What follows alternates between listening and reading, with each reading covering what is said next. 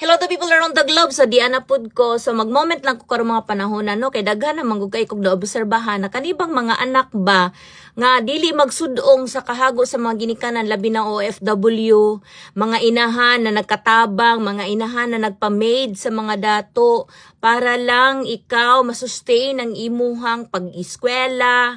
Ande pagkadako nimo kusog kay kamutubag, kusog kay kamutamas-tamas. Wala ni mo hunahuna ang kahago sa imong ginikanan. Before ka mubuka sa imong baba, you have to think of it. You try to think of it, no? Nga dili tanan na pwede ka mutubag.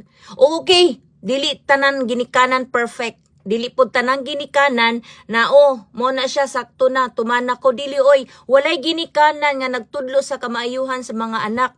Og kani pong mga anak pod na usahay wa po'y batasan, mahuman lang gipaskwela, modagko na ang mga kaugatan, may karapatan ka mutubag wala. Ako nagdako ko, pobre mi sa amo. Nagdako ko sa probinsya, pero ang katukong mama suway tubag, di ba mo lupad ng kaldero day, lupad ng taklob sa kaldero kung say magunitan ato, no? Lahi kaayo gyud ang panahon karon. Una ka mutubag, naon nimo kung unsay imong sakit, triple na ang sakit sa ginikanan. Nya ini kadako ingon anak ka, hunanaon nimo sa makadagan oy, pisto lang guba gid nimo day. Likes and the comments and share.